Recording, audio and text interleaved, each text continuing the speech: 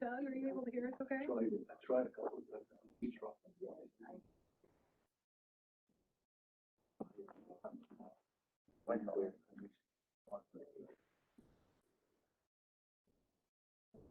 Okay, now I got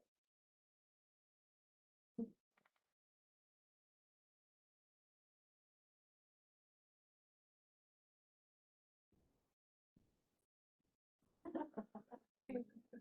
Doug, are you able to hear us okay? I can.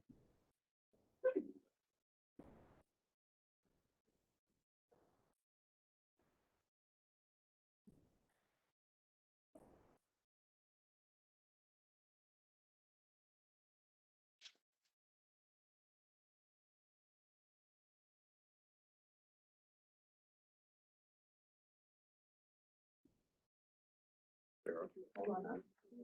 Looks like on the screen needs to be. Well, that's the TV screen. Oh.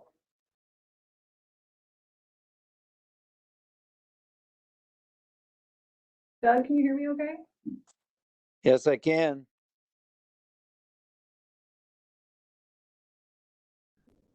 Can you hear me?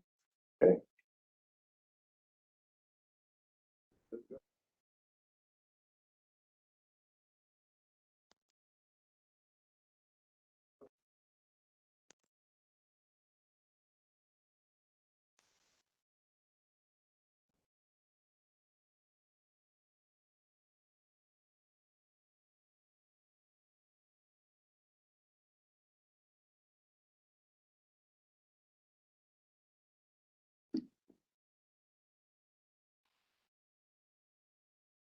All right, Doug. Now can you hear me? Yeah, I can hear you. Can you hear me?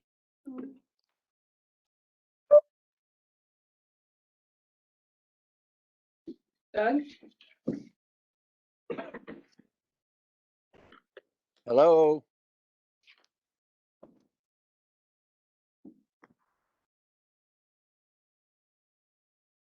Okay.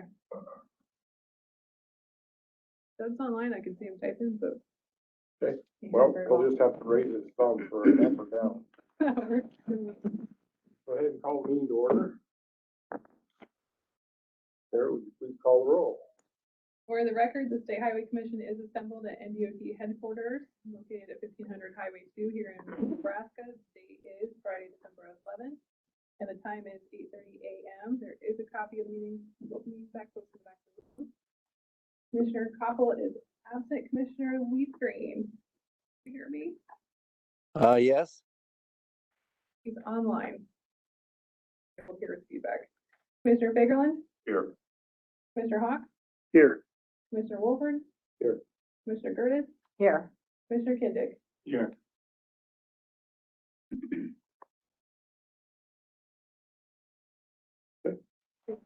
Form. Minutes of the October 22nd meeting. So moved for approval. Second. Call the roll. Commissioner Leafgreen, Here. Commissioner Fagerland, Yes. Commissioner Hawk, I'll abstain as I was not in attendance. okay, Commissioner Wolford, Yes.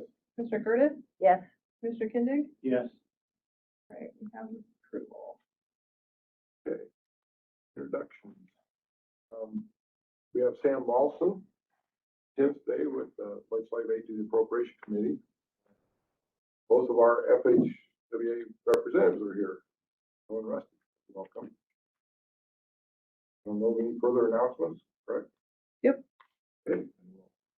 Move right into the meeting's business with the director's remarks. Thank you, Chairman Wolford and Commissioners. I've had the privilege this week of being able to present before the Transportation and Telecommunications Committee along with the Appropriations Committee on our annual needs, 20-year needs report, along with giving an update on the Build Nebraska Act and Transportation Innovation Act. There's also a requirement this year based on recent legislation to give an update on the expressway system. So I felt in terms of trying to show the numbers, it'd probably be better if I had a little PowerPoint presentation to give you some of the highlights in a bridged version. I won't go through the 20-minute presentation that I gave. Hopefully it won't take that long. But essentially the punchline is that we've determined that we need $14.8 billion over the next 20 years to meet the requirements of the transportation system. And if you look at future dollars, $21.2 billion. All right, I gotta figure out this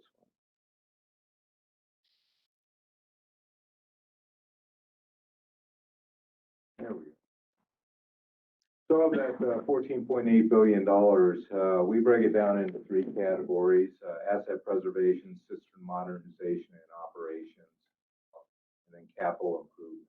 So it's probably no surprise to anyone, the asset preservation takes the bulk or the larger portion of the needs at $9.5 billion.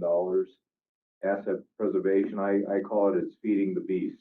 So it's the existing system. What does it take to maintain what we have? And it looks at different preservation techniques in terms of maintaining that system. So it's about 64% of the needs.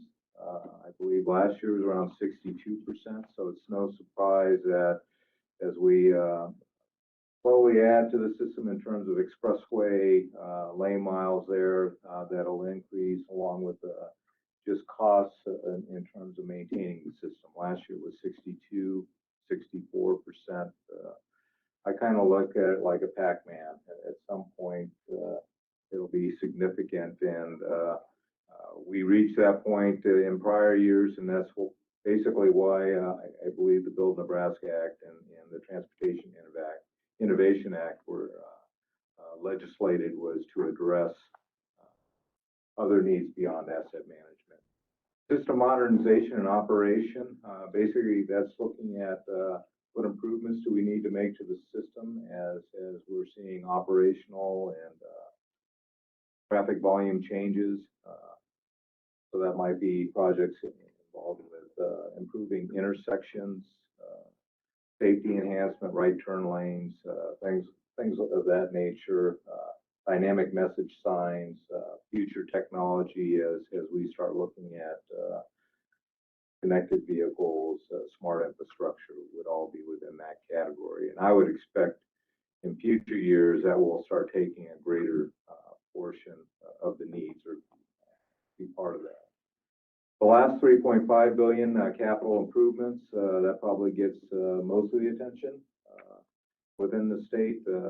That's projects such as the expressway system or Heartland Express out in the Panhandle, along with interstate expansion as we're looking at continuing the 6-laning out there. So of that $3.5 billion, probably $2.5 are related to completing the expressway system and looking at interstate improvements such as the 6-lane, and along with future needs that we're evaluating now in the Omaha metro area.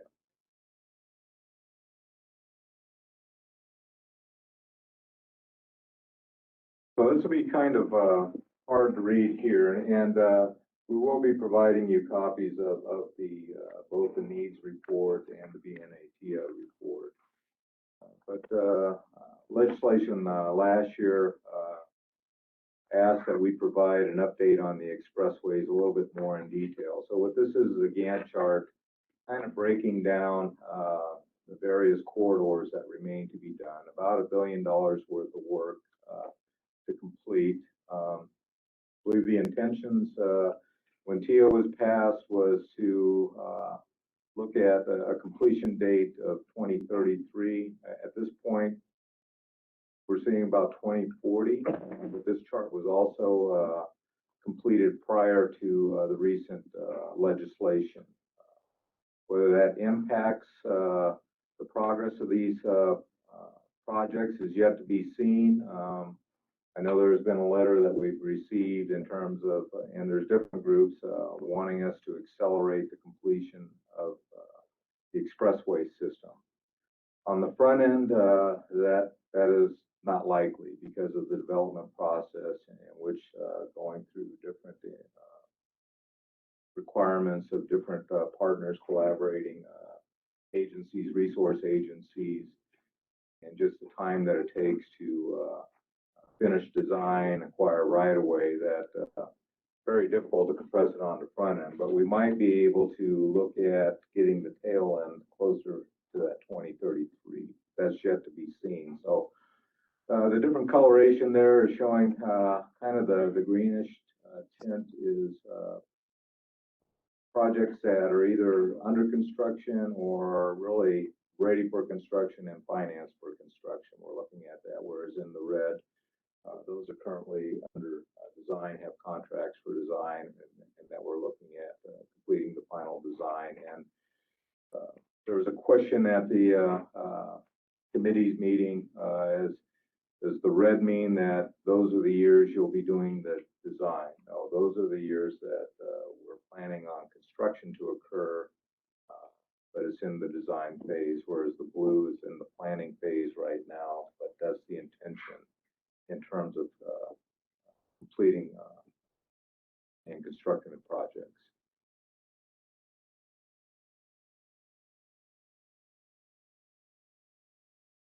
Now this one you won't be able to read, but this was a breakdown that I shared a little bit of information in terms of what are the impacts of the recently passed legislation. A couple of names for it, EJA or Bill. I don't know, Joe can probably tell us what the preferred is, but I think it's going with the bipartisan infrastructure law, is the terminology that's being used today. So we're hearing numbers of $2.5 billion coming to Nebraska, and I think there's possibly some misinterpretation as to what does that really mean in terms of new dollars. Prior to the legislation, I believe we were around $1.92 billion in terms of federal aid that the state would be receiving over a similar period. This allows us about $2.5 billion, and our calculations right now are showing that on the formula side, that we'll probably be looking at roughly 105, $110 million new dollars for the DOT. And even in looking at that, that doesn't necessarily mean, as groups such as expressway groups, that there's now an extra $110 million to put in the expressway systems to complete that, because there are different designations. So if you look at existing programs, out of that 110, 45 million go into that, and then there was new programs created, which the rules, policies, guidance have not been developed yet at this point, and they make up the bulk, really 55% of the new money. And so there's items such as electric vehicle infrastructure, which makes up about $6 million of that. There's carbon reduction, there's protect or resilience dollars, and then a significant portion is 45 million, of which the state DOT gets roughly, it looks like 38 million. 15% of the 45 needs to go to local bridges. The remainder to the state DOT. So you're looking at 38 million, and is for bridges. My understanding is existing bridges to address their condition, either by repair or replacement of bridges that are in poor shape. So we're still trying to figure out exactly what that means in terms of project selection in the future as the rules are developed. And I think Joe Werning will give us a little bit more information on some of the different programs. Then my last part on this, and you can't read this, is that there are a number of new discretionary programs that are out there evaluating. And again, that's based on competition. Some areas difficult for us to compete, but we'll be sharpening our pens and pencils to make sure we can leverage some of this, these dollars out here. I won't steal Joe's thunder in terms of looking at some of this in a little bit more detail, but that information was shared with the two committees. Also had about 40 minutes of questions, which I think went fairly well. And again, a lot of the interest was on the expressway system and where are we going to spend the new money and really what are the needs. But it was a great meeting. Yeah, and then I'd probably just like to close. We're right in the midst now of a winter storm. It's heading our way to the east. The Panhandle's already getting hit. We've been working very closely with Nebraska State Patrol and the National Weather Service. Done some enhancements on our 511 system. So we just want to reiterate, as we're traveling during this holiday season, avail yourselves of the resources that we have on our website, the 511, and drive safely. Put your phone down, buckle up. Thank you. Question? I have one. It sounds like you're kind of prioritizing when you look at capital improvements, expressways. And I'm curious, do we need to have a discussion on for the priority of 6-lane interstate from Lincoln to Grand Island falls in all of this capital improvement money based on safety and traffic? And I mean, I drive the expressways and they're darn nice, and I'm getting the letters too that we want to finish the expressway. But I also know Interstate 80 right now between Lincoln and Grand Island is just it's almost dangerous. I mean, there's a need there that is more so based on traffic and safety. We need to have that discussion either here or in the open with the legislature and really have a discussion on where that falls into priority, this new money. I think we can prepare like a presentation as to what we're looking at. I know this is music to Khalil's and Mo's ears in terms of Mo's concerned about the condition of the system, and Khalil's been looking at the other aspects and also concerned about that. So, no, definitely we're looking at that, and we're looking at how we can expedite that. But I think that would be great that we could put some of that information together at a future meeting here and have a discussion about that. And get it out to the citizens. Sure. But everybody in my area drives the interstate coming in. That's the topic I hear is that stretch of road is, I know people that don't drive the interstate because the traffic on it. Well, it's similar in I believe every state. The interstate system usually doesn't have a strong constituency. It's usually the organization, the DOTs. While it's important to have these expressway systems, and don't disagree with the importance to the regions, I kind of look at the interstate system like our bodies. It's the arterial, it's the artery, and you got to be healthy there. It doesn't matter what we do with our appendages if the arteries aren't working well.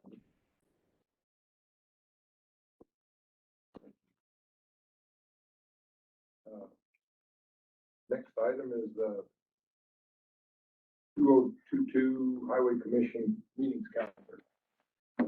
2022. You guys should have all this in your, everybody should have a copy in their packet. We looked at this last year a little bit. This would require us to be in District 3 in March, District 5 in June, District 1 in August, and District 4 in October. And the remaining would be the 4 would be here in Lincoln. The dates are pretty similar to what we've always fallen on third Friday, majority of them, for December. Changes anybody would like to discuss? If not, I'll just need a motion to approve.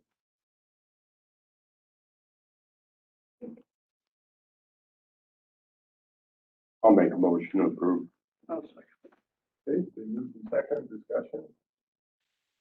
Call roll, please. Commissioner Fagerling can come to my speakers. All right, Commissioner Lee Green, can you hear us? Yes. Yes. I know he's on. I'm sorry. Commissioner Fagerling, Yes. Commissioner Hawk, Yes. Commissioner Wolford, Yes. Commissioner Gertis, Yes. and Commissioner Kennedy. Yes. All right, 2022 is approved. I'll get that posted on the NDOT website this afternoon. Doug did just text me, he voted yes. Okay. Election of chair and vice chair. Do you want me to take this one?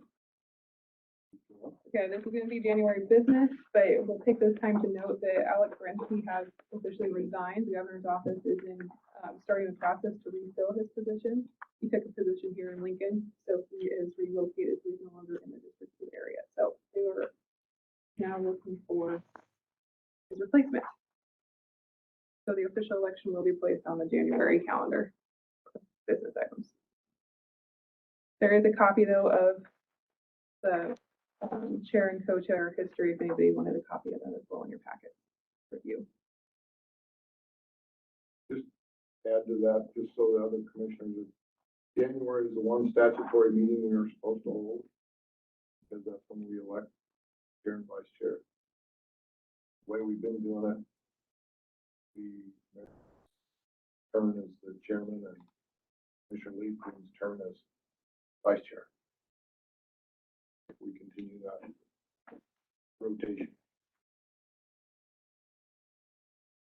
Okay.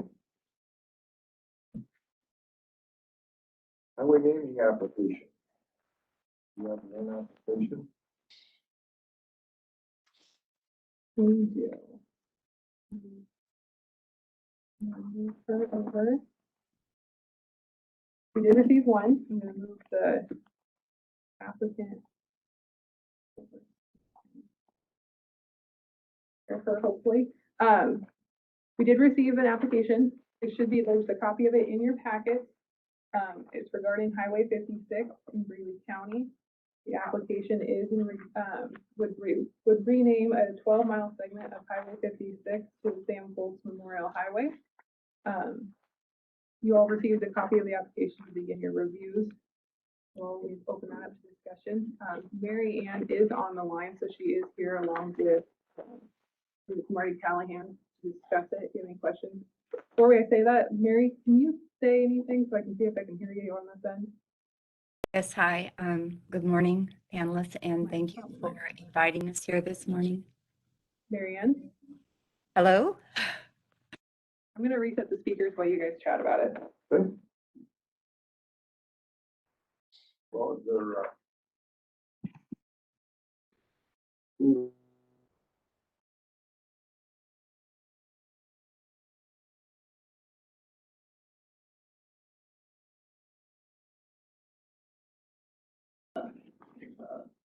There's 35 miles an hour. Good morning. Can you hear me?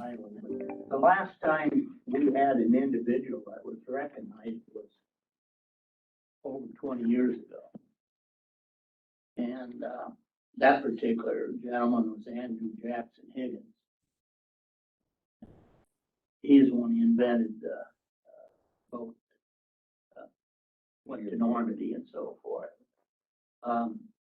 And I know we've had some discussions on fallen heroes and so forth, where, and that's part of the notes where we don't recognize them for naming the highway just because it's just not enough highways to go with the amount of people that are requesting. And then if you look through the section 3D, naming state highways, this falls under the secondary consideration.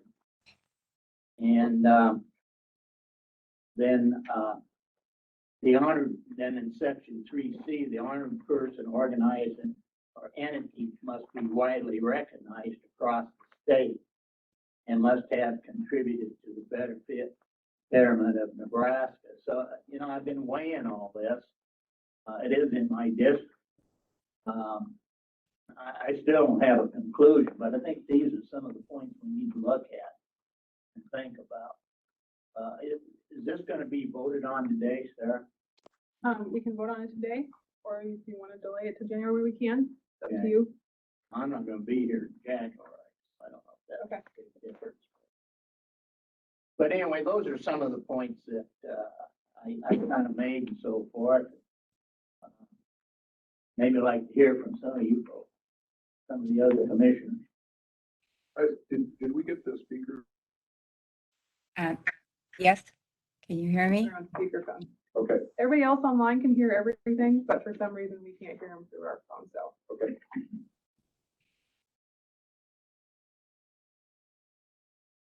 Anybody else want to, while we're getting that? I would like to, just add on to what Commissioner Kindig said. And I think it's important that the, commission, be informed of just how much impact this particular application had on the state. I think we, as a sports fan, I think we're all aware, and appreciate the, situation. But I would like a little bit additional information on okay, what really has been the impact on the entire state, not just the sports section. And I share Commissioner Kindig assessment that really I've not come to a conclusion yet. This is an issue, there's an individual that it has definitely not only been recognized in a certain segment of the state, but also has affected nationally some of the its impact was felt nationally. It truly has met the test of time. So I just like to have a little more feel of how general that impact is before I make a decision. Go ahead, Mary. I'd like to comment to that also.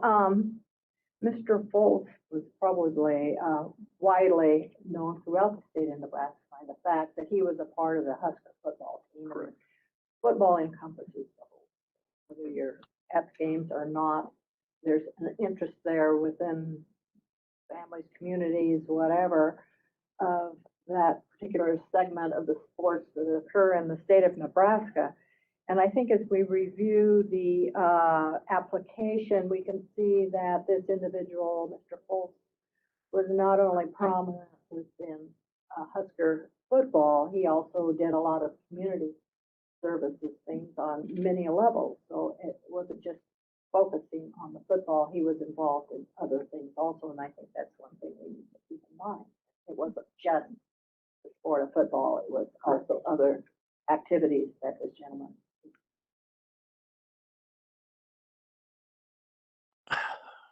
Doug, we can hear you now, so if you have anything to add.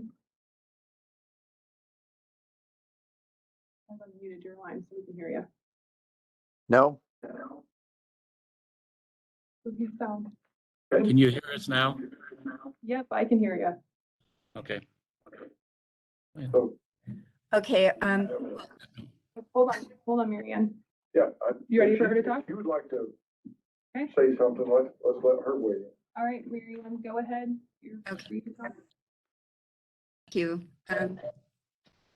Temporarily unmuted. Oh, okay. I'm sorry, having a little trouble here on this end. Thank you for considering this. I know some of you argue that Sam was about football. Let me remind you all that he was 22 years old. And there are a lot of football players, pro football players, and other athletes who actually were much better known than Sam, perhaps.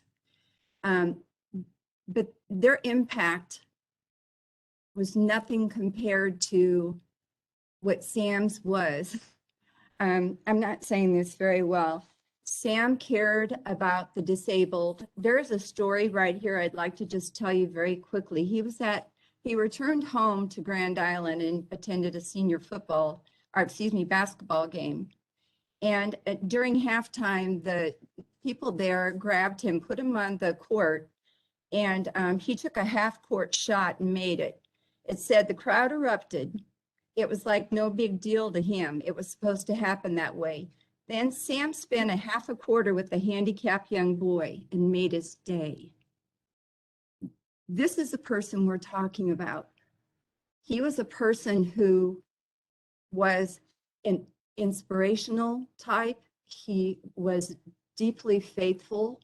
He absolutely loved the state. He was all Nebraska. Tom Chattel wrote, "Good son, true friend, loyal teammate, the fun-natured boy with a sense of values, humor, and adventure, who could be from any small town, any city in Nebraska, the kid next door, the kid upstairs, the kid we parents all hope to raise, the person Nebraskans aspire to see each day when they look in the mirror."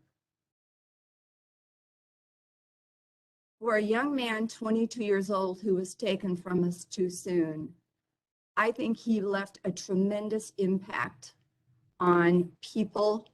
And at the time of his death, the Fultzes actually received cards from all over, literally all over the world. Marty, would you like to talk?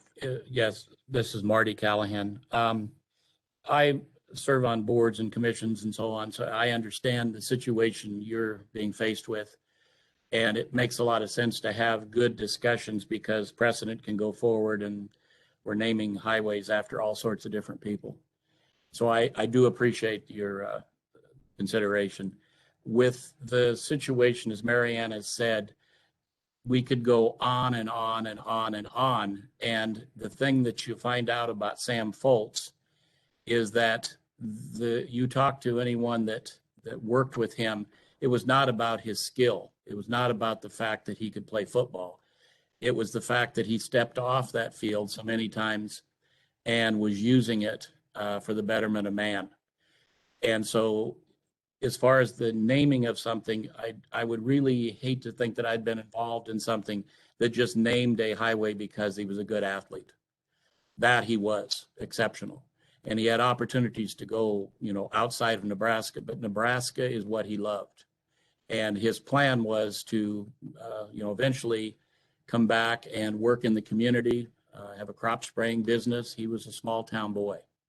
But the impact, I'll finish by saying I was honored to be able to go to Wisconsin with Sam's father to the crash site and so on, and go up to the kicking camp where he did that tremendous speech trying to raise the level up for those young kids that night before he was killed. And everyone that you talk to up there is just absolutely amazed at his impact, at what he did with these young kids that were going to drop out of school that stayed in because of Sam, and not because they could make millions of dollars as pro football players, but because he was trying to them to understand to do their very best. So like I say, we can go on and on with just hundreds and hundreds of Sam stories, and none of them will be about his foot, his leg, his speed. It would all be about what he did in that short time frame of his life.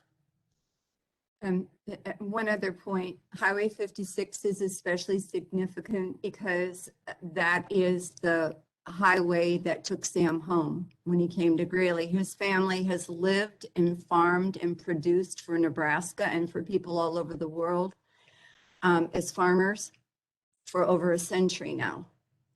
And so their home is actually on Highway 56, and Highway 56 is the road that Sam took when he would come home to Greeley.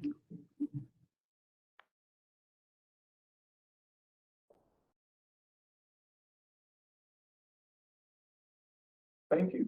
Any questions for Marianne or Marty? All questions?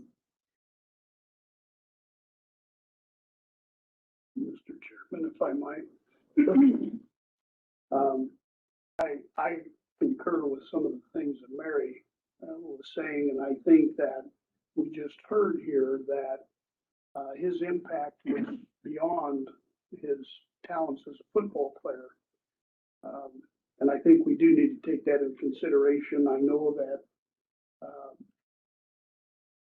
according to what has been done in the past, with my history with the commission is long enough to go back to the particular naming situation that Commissioner Kindig mentioned. And I understand we need to be careful in choosing some of these, but I guess as I reviewed the information as it was presented to us, again, I think that it did go well beyond his simply being a good athlete. So I guess I'm kind of torn with it too as to what my final decision will be there and how I cast my vote. But I do think we need to keep in mind that it does go beyond just the fact that he was a good football player.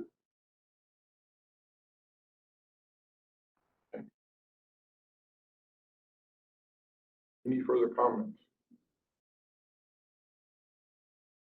Well, I think we do need to keep that in mind because over time we will be given requests of very,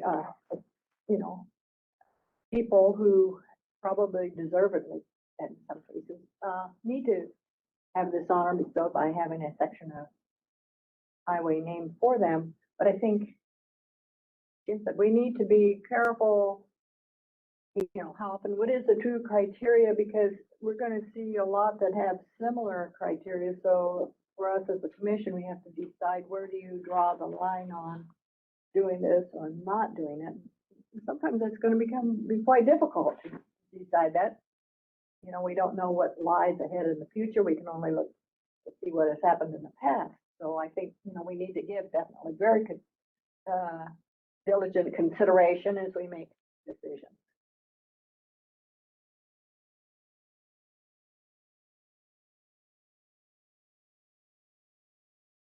An additional comment, though, I'd like to point out, though, because to me, this may be something to consider because this young man was young yet. He's only 22. And we want all of our young people to look up to somebody that they can emulate with, to have positive feelings and look to this as a person that perhaps they would like to, use as maybe not necessarily a hero, but somebody to look up to. And I think we should also keep this in mind just because, we have generations coming ahead of us. And I think it would be a positive to recognize somebody in this age group that truly has excelled at what he has done.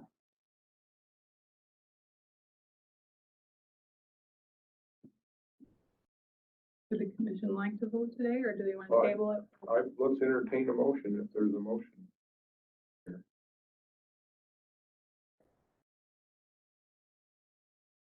I don't, after hearing some of the things I've heard, some of the discussion we've heard, I don't see any reason. It's not going to be any easier to make the decision in January than is today. I think we should be courteous to the people that have requested. I think we should be courteous to ourselves. I'm ready to go ahead and Commissioner Kindig, if you would like to make the motion, I would honor that. If you would like me to make the motion, I will. So, Well, I'll make the motion. I'll vote today. A motion to Motion to approve or just to approve the application or? well, yeah, I'll make to approve the application. Second? I'll second. Okay, there's a motion and a second. Is there any further discussion? The one thing I'm gonna add is that under item 3, there's several subheadings on what's required, and I read through this and A, B, C, D, and E. I think all of these are satisfied.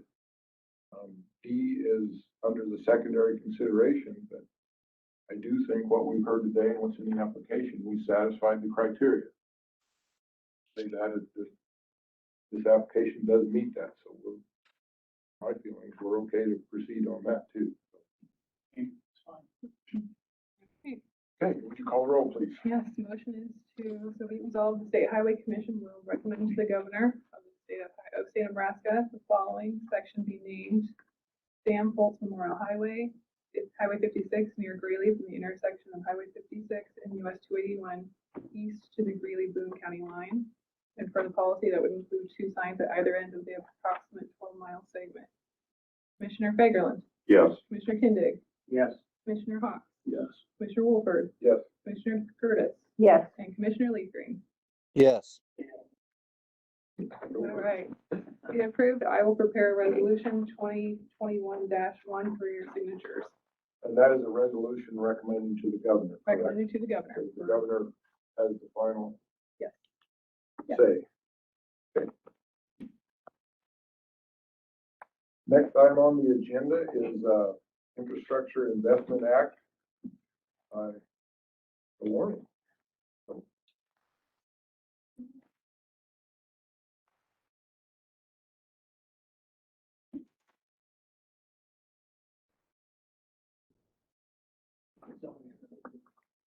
Thank you.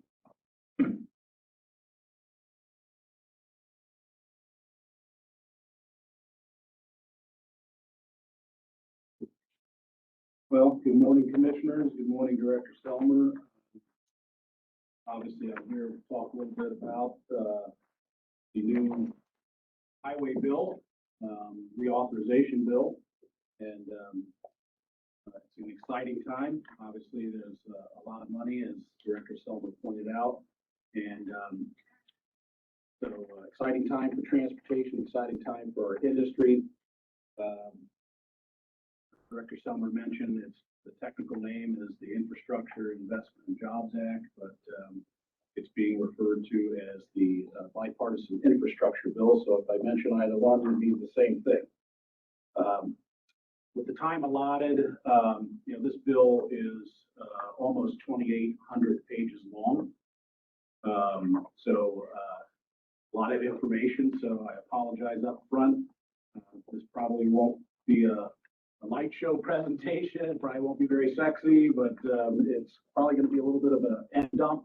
But what I would like to maybe encourage you to do is really kind of focus on what I wanted to do is give you part on you funding, the programs, and then maybe the policy implications, kind of the changes, what's happening nationally, and how's that going to affect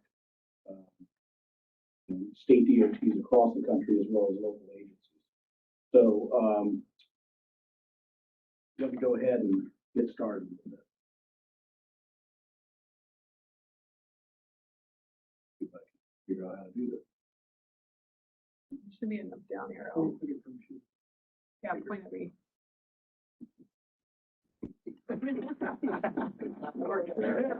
Well, hey, I did a double click.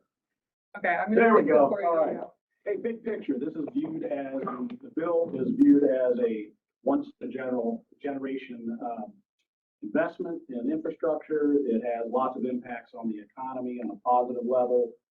It's not all about, highways and bridges. It actually covers public transit, passenger rail.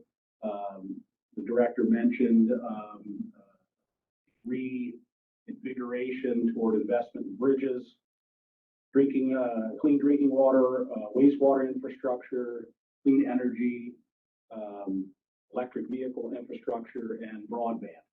And it's estimated to support about 2 million jobs each year.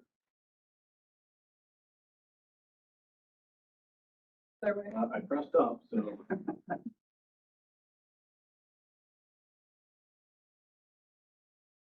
Fine, maybe I'll just ask you to do it. Might be easier since I currently have no capability. So you're talking all the US DOT modes, you're talking about $567 billion. And what I'm here to talk about today is that red band there. And it really comes in 2 components. You see the third column there, contract authority. Simply stated, that's the amount of money that's going to come out of the Highway Trust Fund. That last column there, advanced appropriations, that is monies that are going to be coming out of the general fund of the Treasury. So you actually have kind of the traditional highway trust fund and then a supplement. So 303.5 billion nationwide is going to be coming out of the highway trust fund, 47.3 out of the general fund of the treasury, which is pretty unique. Sarah? So I've kind of covered the first two bullets. It's a 5-year bill, fiscal year 2022 through 26, 350 billion for the highway programs. There's a lot of new programs. I'll cover those at a very, very high level. Did want to say, and I think you know this, that when the money comes, when money is programs are authorized, it doesn't come in a lump sum. The state of Nebraska doesn't get X amount of dollars in one sum. It actually comes in various programs, or what I like to call as our program buckets.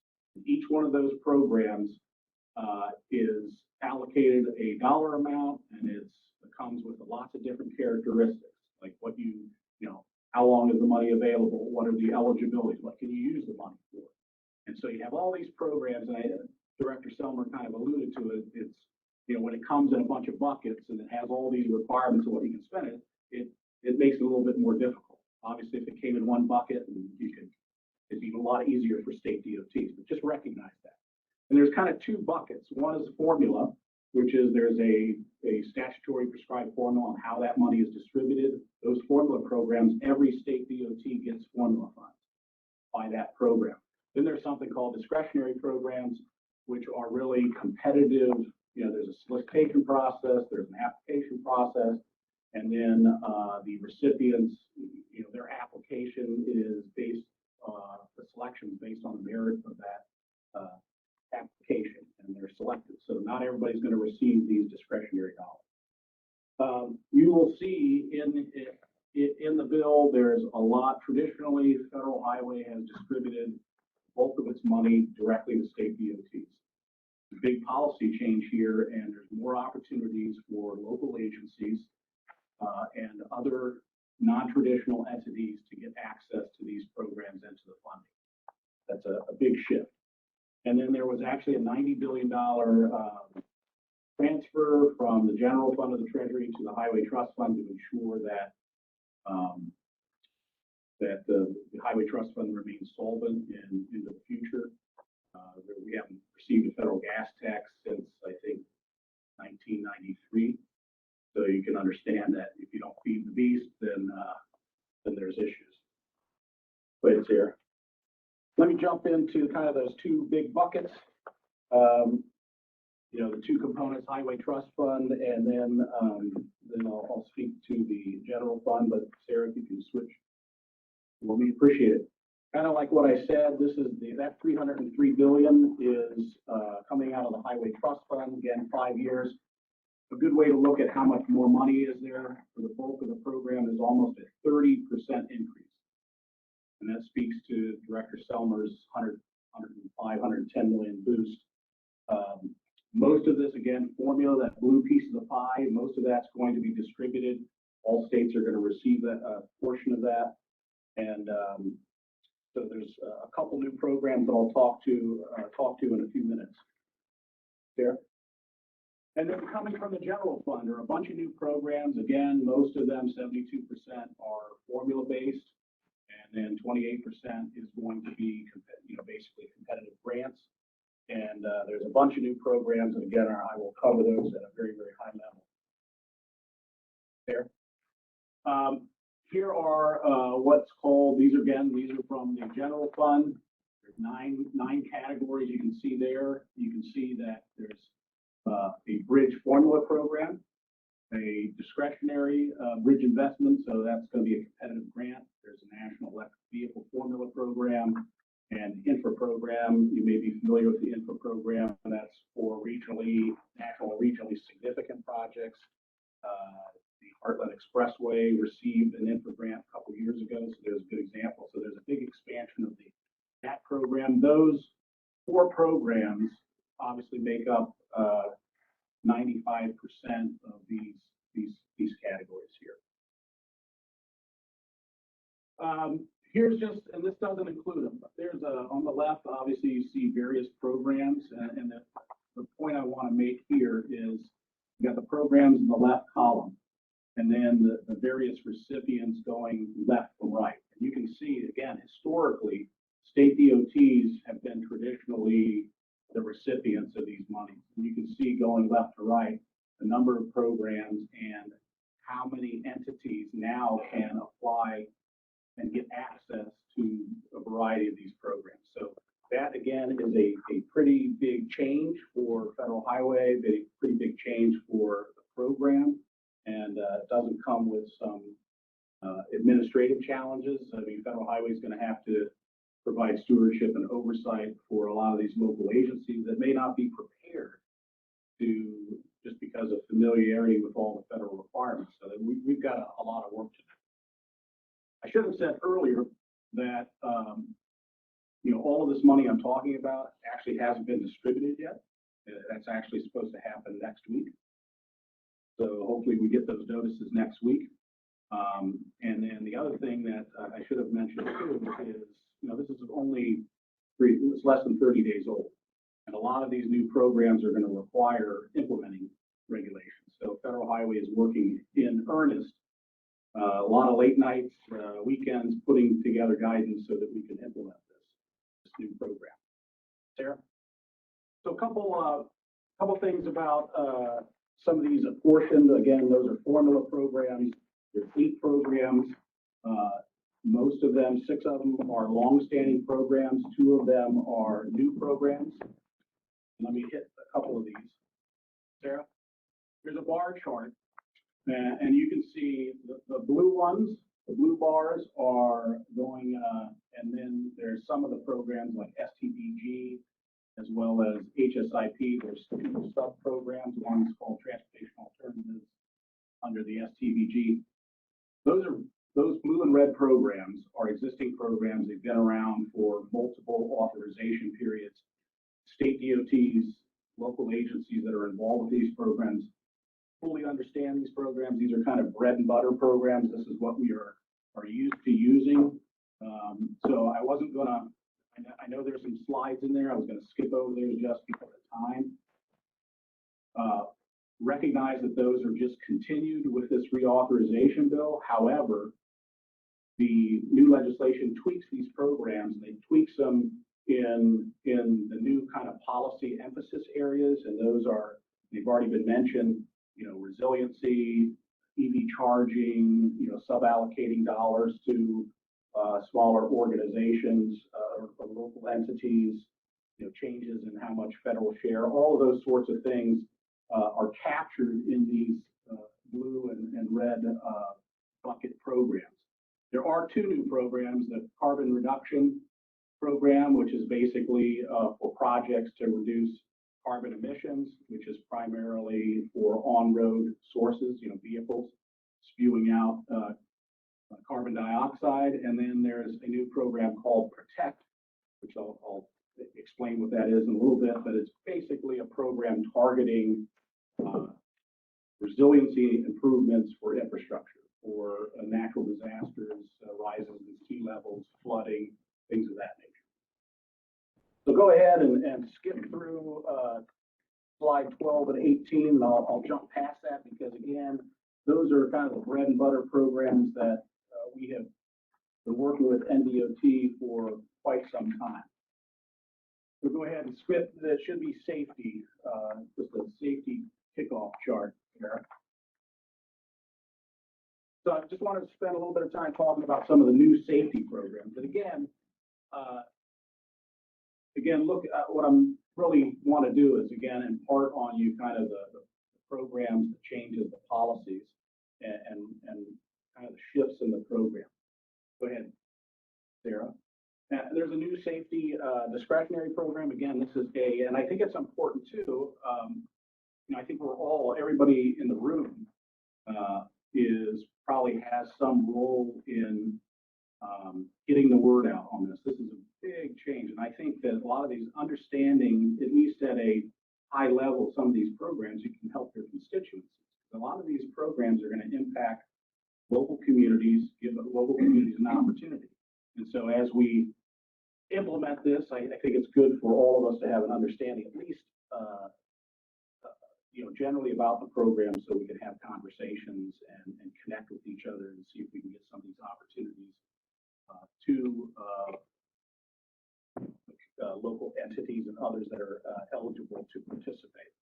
So the Safe Streets Roads for All is a competitive grant, and it's to support initiatives similar to Vision Zero and Towards Zero Deaths, basically trying to reduce and eliminate highway fatalities and serious injuries. You're talking $1 billion per year over the 5-year period. And you can see the eligible entities up on the screen. And it involves developing safety action plans and having and supporting infrastructure projects for that purpose. That's a new competitive grant. Go ahead, Sarah. Another competitive grant is Wildlife Crossing Pilot Program. Again, another competitive grant targeting reducing the number of wildlife and habitat collisions, and also improving connectivity, habitat connectivity. Talking $350 billion out of the Highway Trust Fund. Again, won't run through. You can see the various entities that are eligible to access this competitive grant. And there's a bunch of other requirements I won't get into, but again, you get the sense of the purpose of this new pilot competitive grant program. Here, oh, you're faster than I am. Another major theme of the bill is climate and resiliency. And I mentioned the formula. Sarah, go ahead. Next one, the Carbon Reduction Program, which is a new formula program. Important note here is that the state of Nebraska and DOT will be a recipient. They will get a share of the $6.4 billion over the 5-year period that's coming out of the Highway Trust Fund to reduce transportation emissions, carbon dioxide from on-road sources. Eligible projects include such things as public transit, trails for pedestrians, cyclists, non-motorized vehicles, and projects to support congestion mitigation strategies and travel demand. There's some requirements on how this money is further distributed within the state based on population. So again, you'll find some of this money actually going down to lower level entities within the state. So that's the Carbon Reduction Formula Program. Sarah, the next one, the Protect Formula Program. And again, the Protect program has a formula program, which every state will get some, and then it also has a competitive grant portion. So this is on the formula program. And Protect, what does that mean? You can read at the bottom there. It's promoting resilient operations for transformative, efficient, cost-saving transportation for Protect. I'm glad they came up with the acronym. This is primarily for planning and resiliency improvement types of projects, again, to deal with a major climate change and weather-related issues. You're talking $7.3 billion from the Highway Trust Fund over the 5-year period, and states are the recipients. And again, this is highway, transit, port projects are eligible. And then there's actually interesting if the state DOT develops what's called a resiliency implementation plan and incorporates that into their statewide long-range plan, you can actually get a higher federal share. So there's some twists there. So anyways, that gives you a little bit of flavor of that for that. There, the next one is the actual discretionary component. Again, this is competitive grants, kind of the same type of eligibilities, but it's open up to all of those eligible entities that you see on the slide. Again, $1.4 billion out of the Highway Trust Fund over that 5-year period. So different types of, again, highway transit, passenger rail, port facilities are eligible, resiliency planning activities, evacuation routes, all different types of stuff, from construction to planning, all focused around how do we deal with climate change and resiliency within the transportation planning process as well as construction projects. And then there's some, I won't get into it, but then there's some requirements to actually target the monies, portion of the money to certain things. So that'll be another issue that we'll have to deal with. The next one is another competitive grant on charging and fueling infrastructure. And this is basically providing grants to strategically deploy publicly accessible charging infrastructure, as well as hydrogen, propane, and natural gas fueling infrastructure. This is both in designated alternative fuel corridors as well as within communities. And it's $2.5 billion out of the Highway Trust Fund over 5 years. And this is acquisition and installation of the fueling infrastructure, includes traffic control devices, also includes operation costs over the first 5 years of implementation and things of that nature. So you can see that's eligible to not only the state, but other entities as well. Thank you, Sarah. Another new program is the National Electric Vehicle Formula Program. And this is again deploying electric vehicle charging infrastructure, $5 billion over 5 fiscal years. And this comes from the general fund. And this is going to be distributed to only the states. So this formula program is not going to be eligible for other entities. And again, this is for charging infrastructure, operating assistance, such things as traffic control devices, on-premise signs, development phase activities, mapping and analysis activities. And so that's a little bit about the electric vehicle formula program. Sarah, next one. The congestion relief program, which is a new competitive grant, and we're talking about advancing innovative, integrated multimodal solutions to reduce congestion. And this one, unfortunately, probably will not be accessible to Nebraska because it's targeting the most congested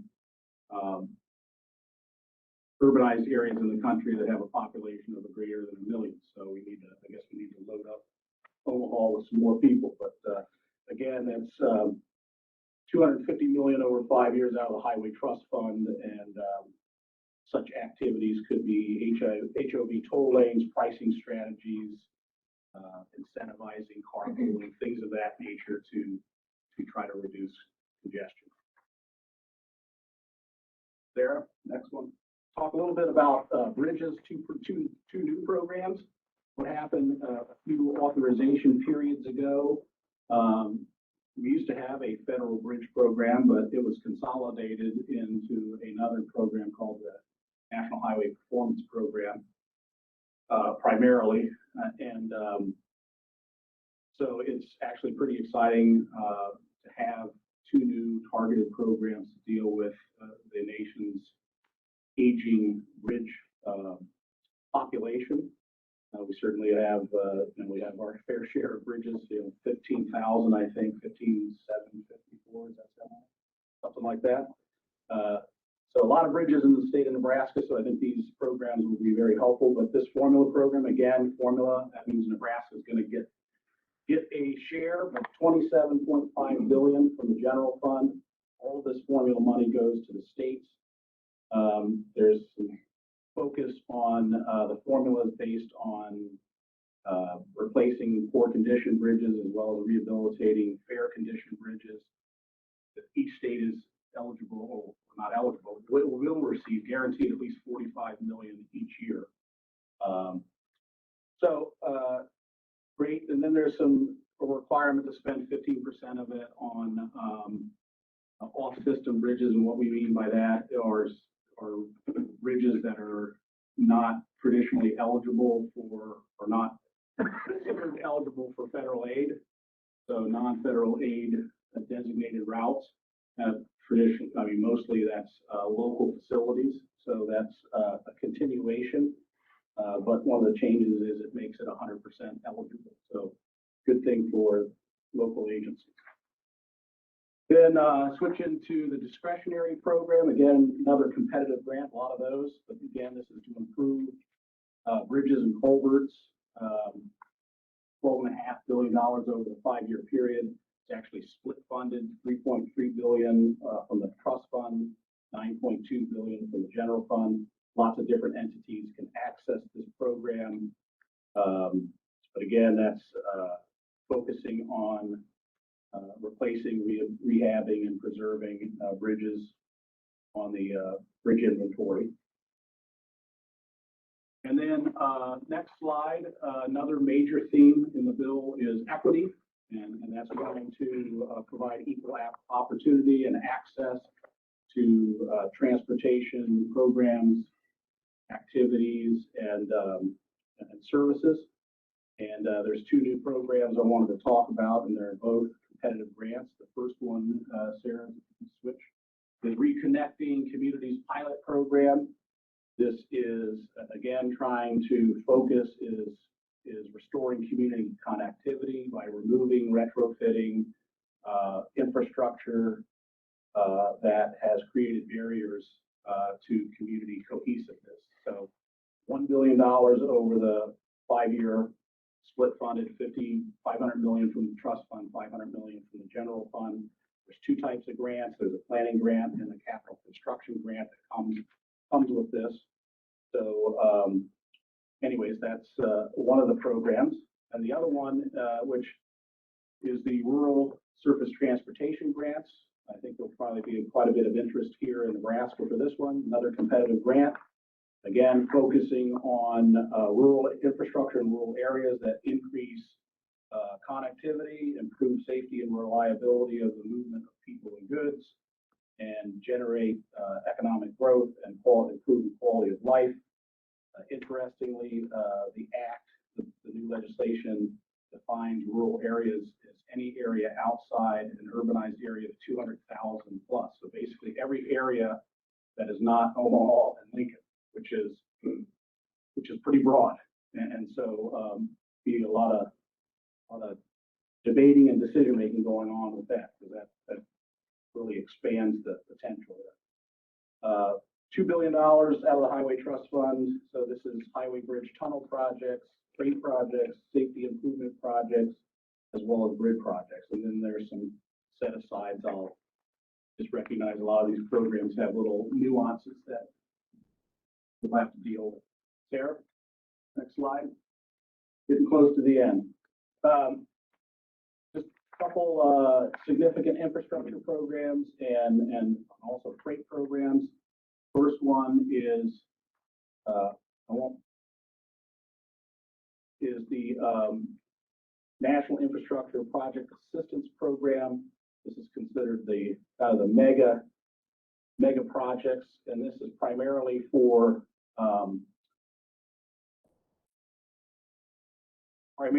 your major projects, and it's broken up into 2 components. Projects that cost $100 million to $500 million, and then so 50% of the funds are going to be for those types of projects, and 50% of the funding is going to be for projects greater than $500 million. These can be highway and bridge projects on the national freight network, as well as the national highway system. So higher end facilities and very costly projects. Sarah, next one. Oh, you got me. Local Regional Project Assistance Program, another competitive grant program that is, again, targeting infrastructure projects with significant local or regional impact. This is $7.5 billion out of the general fund. You can see the eligible entities. There's considerable types of multimodal projects that are eligible. A very broad use here. And a lot of different entities can access this competitive grant. And the last one is a reduction of truck emissions at port facilities program. Again, another competitive grant that is looking at reducing truck idling emissions in ports. And this is $400 million over the life of the bill. Split funded, $250 from the Highway Trust Fund, $150 from the general fund. And, so again, these are competitive grants. And then the last slide, just would like to say that, this is just and again, sorry for the end dump, sorry for rushing through it, but, limited on what I can say because a lot of it, again, the money's supposed to come via official notice next week, so Nebraska will be able to see, NDOT will be able to see hopefully next week, how much of these formula programs actually arrive, here in the state of Nebraska, so that'll be good information for us and see kind of the lay of the land. And then the competitive grants will be coming out a little bit more slowly. But I wanted just to give you a flavor, and you can see, kind of how much money's involved. There's a big shift. I mean, obviously we have the core formula programs that still exist, and that's something that we're used to. But these competitive grants, and so many of them, and targeting the different things is kind of unique and gives you kind of a flavor of maybe the emphasis areas that are from a national policy perspective. But there are many, many other provisions in this bill. There's a lot of ancillary provisions I just didn't cover, but other high, changes to the emergency relief program, streamlining project delivery, whole bunch of stuff on research and technology and education, some contract provisions that affect federal aid contracts, changes to the metropolitan planning requirements, changes to the federal lands and tribal programs, which we also have to cover. So a lot of things I didn't cover, but it's a massive bill with a lot of money and a lot of new programs.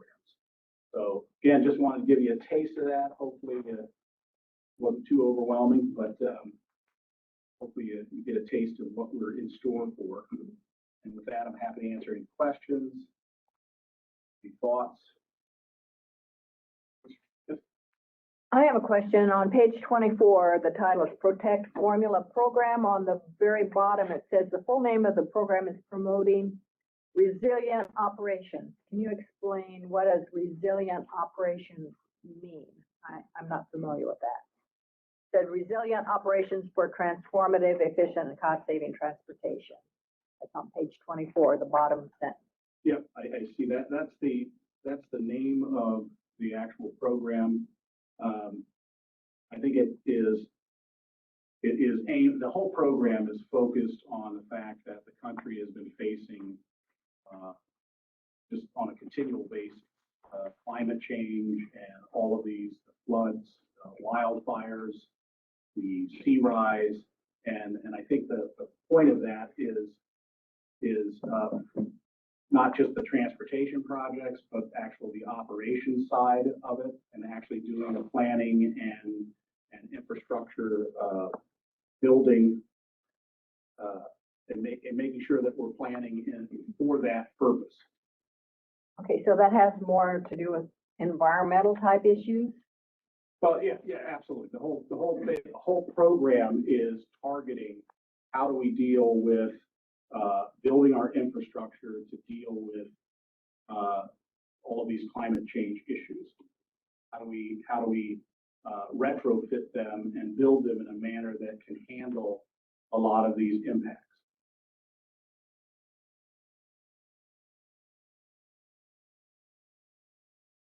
Other questions?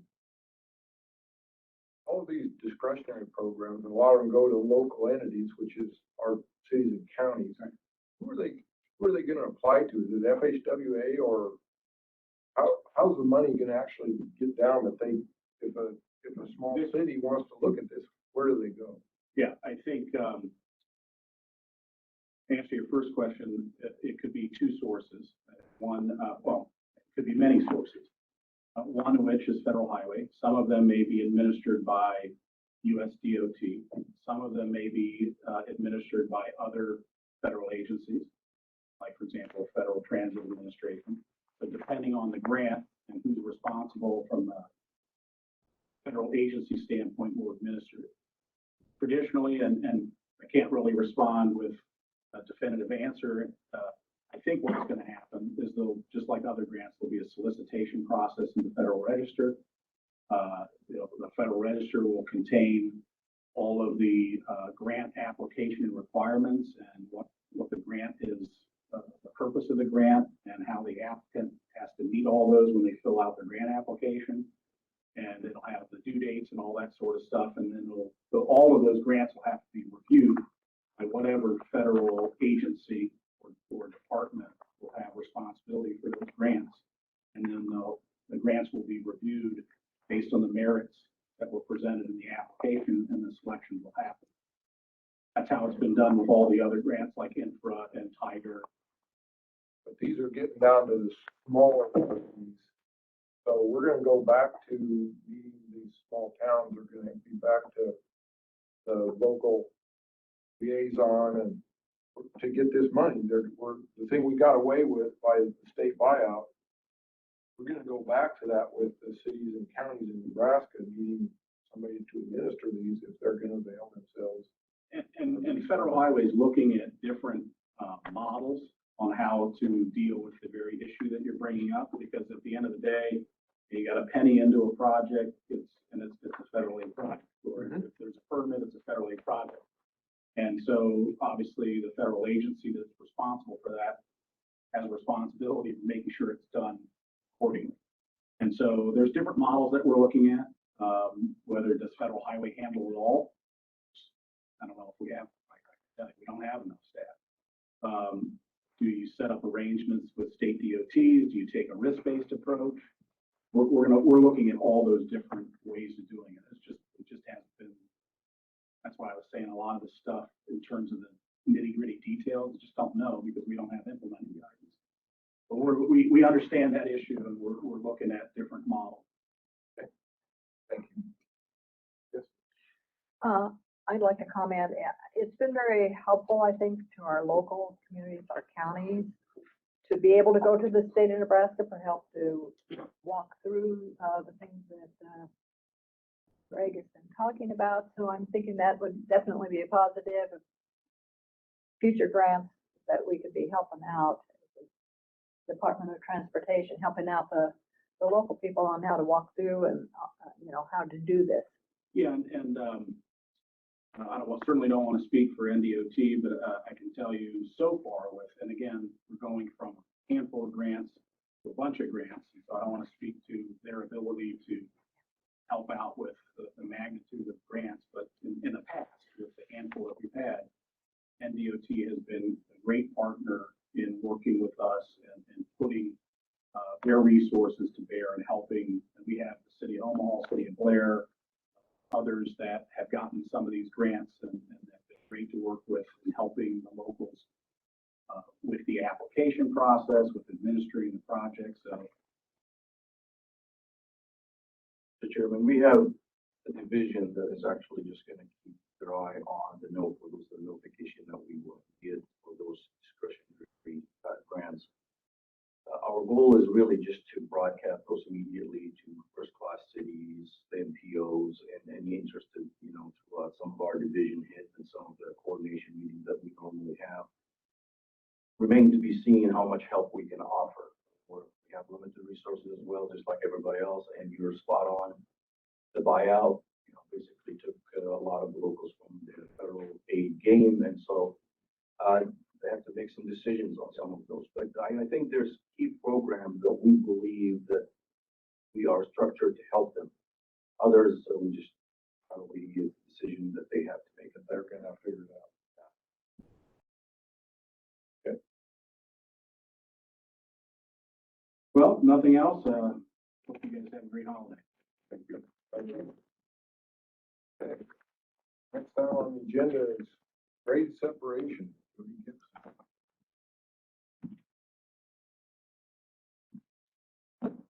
Good morning. I think the last time I was before you guys was probably 10, 12 years ago in a different capacity of dealing with the federal research programs. So it's been a few years since I've been here. I am going to talk about the grade separation program that we have at NDOT, but I think it's probably fair to give you a little background of who I am and why I'm here, and how I am the person here giving this presentation. like I said, I'm Jody Gibson with the Local Assistance Division. About 2.5 years ago, our administration decided to develop or create a division that really helped a lot of our locals out. So underneath the division, we have the local public section, which really deals with the federal aid that we still have that goes out to help our locals. In that program, we have some bridge programs, our TAP program, our HSIP program that we help develop those federal aid projects, as well as we help with the federal ER project that we've learned a lot from in the last 2 years for that. On the other side of that, we have our transit section that manages the FTA funding for all of our providers in Nebraska. And then we have liaison services, which is our group that helps the two boards govern the two boards, the Board of Classification and Standards and Board of Examiners.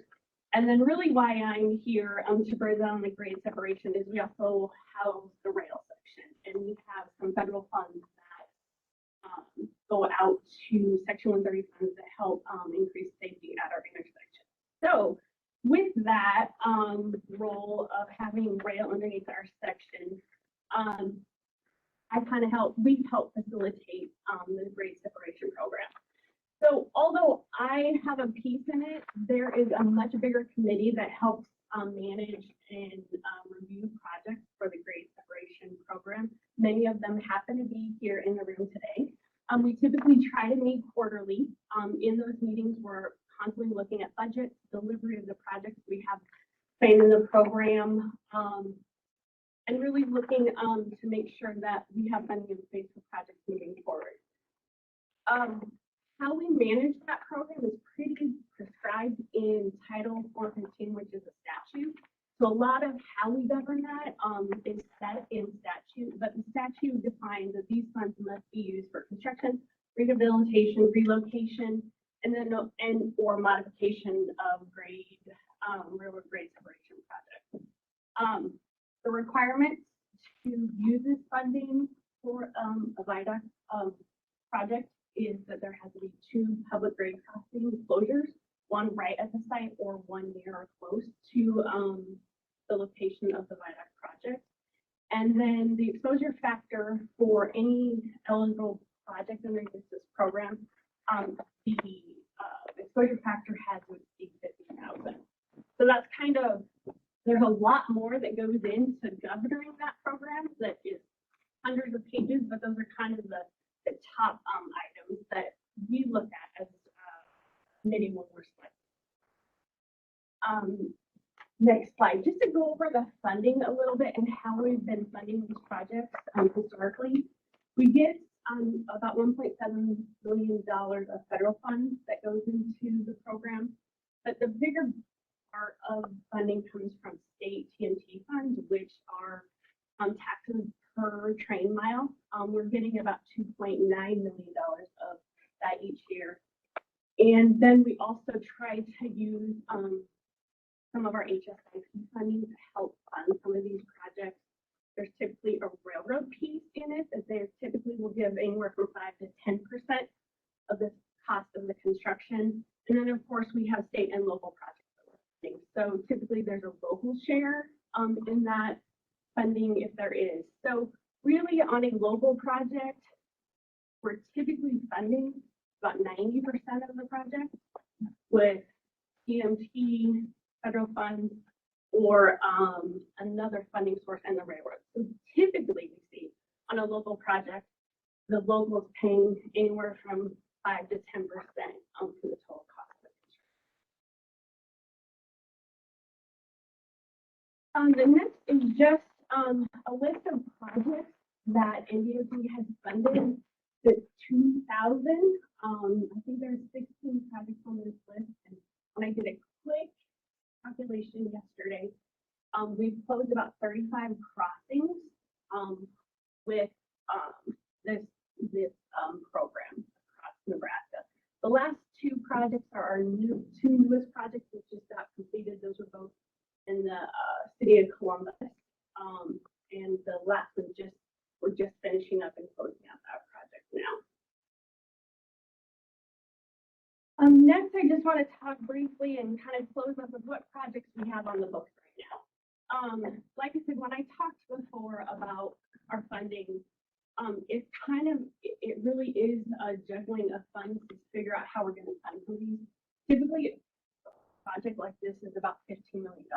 So as you saw with the funds that we have coming in for this program, they're very, very expensive projects. So I've kind of categorized these in colors that make sense to me, but I'll try to explain them to you. The green ones are projects that we are under development right now or very close to letting. I would tell you the two that we will hopefully see let either this construction season or next, Columbus East Viaduct. That's over a UP track in Platte County. They are just trying to finish up the environmental piece of that, and we'll be moving into right away very shortly for that project. East Viaduct is also a local project in the city of Lexington. We're in right away negotiations with that project right now, and slated to be let later this in late fall. And then we have the next two that are state projects, which are Central City and Bridgeport, and I'm not going to spend much time talking about them because the next presentation is going to be about Central City, and Bridgeport is really in design and finishing up now. The yellow ones are what I would say are proposed projects that we don't really have funding agreements in place for right now.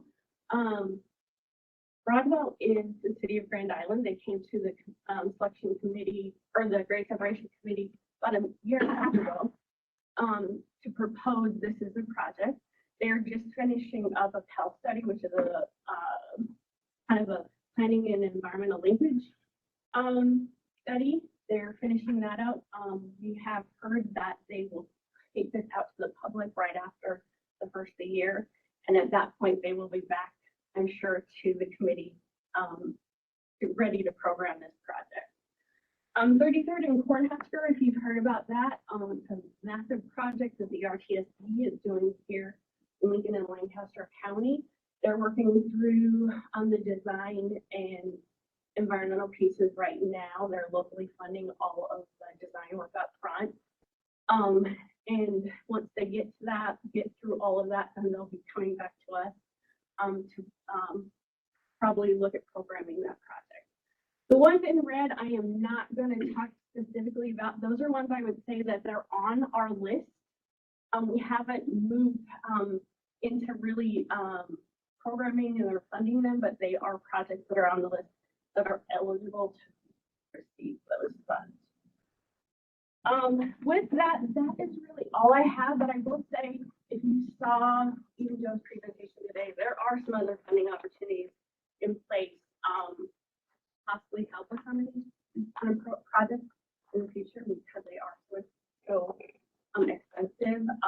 We also know there is some new funding opportunities for grade crossing closures. Probably, I think $100,000 per closing for a crossing, which or was $12,000 to $15,000 or $15,000 they would get for closure. So that's huge, right? That's huge for the program or for the state. And I guess I will just end with before closing or before asking for questions. Our rail section is also right in the middle of developing a state action plan, which is a requirement from FRA that will be required to be submitted by February of 2022.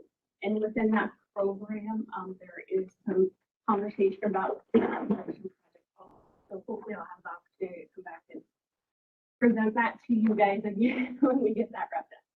But other than that, that's all I have. Do you have any questions for me?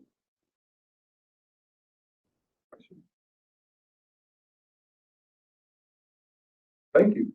Thank you. Yes, I have a Wait. question. Got one. Go for it. On the Bridgeport project, has a final alignment been discerned? Because I know there were some serious considerations about how a viaduct would impact 2 or 3 businesses. I'm not intimately aware with that project, but I've been told, no, there's not been a final, alignment selection made at this. So, a public hearing, Can you hear me? probably a public hearing would be coming up in the future as you proceed on that project.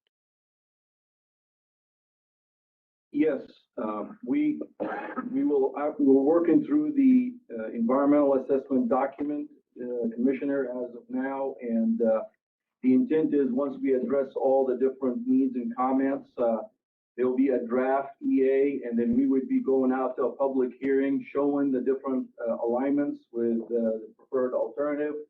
And once we have concluded the environmental document with a FONSI, then we can proceed into the final design and the right-of-way acquisition. Thank you. Thank you for having me. Thank you. Okay, next item on the agenda is the Central City Viaduct update. Todd Hill.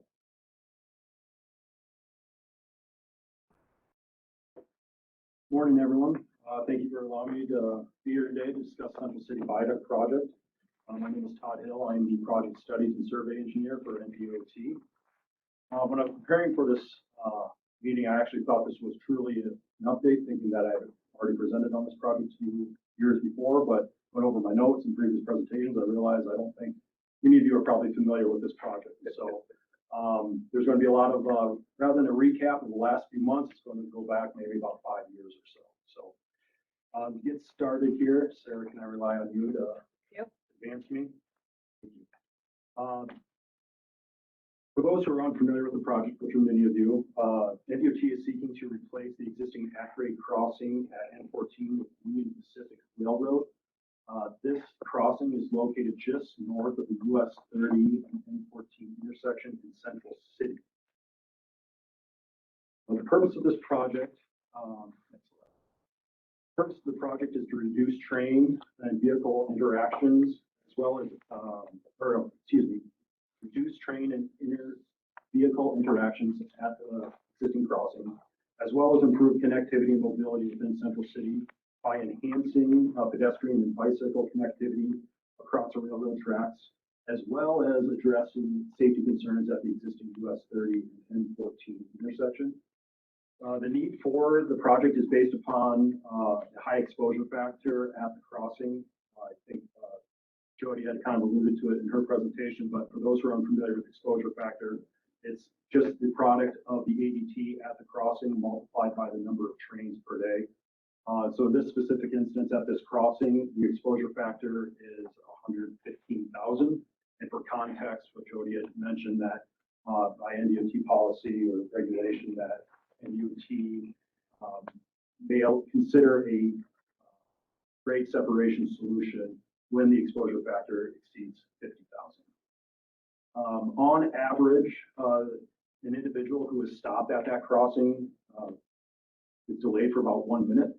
In total, for all the traffic that is delayed there, the total delay is about 164 minutes per day, which has an associated delay cost of about $22,000 per year. I want to just note on that those calculations are based on information that are available, and specifically the assumption that a train going through Central City is going to be a maximum allowable speed, which I believe was about 60 or 70 miles per hour, which seems awfully fast for going through a small rural town like Central City.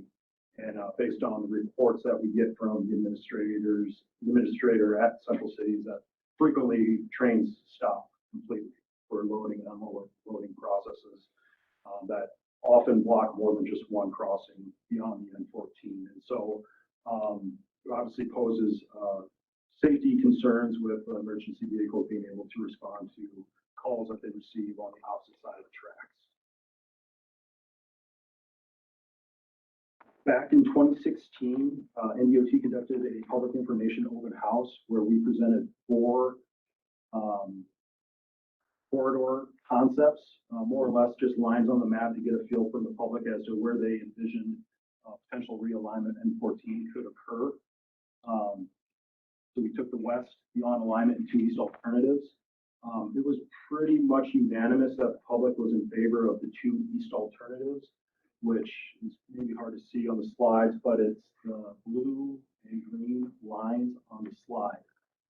Shortly after the meeting, we got concurrence from Federal Highway that we could drop the west alternative for further consideration.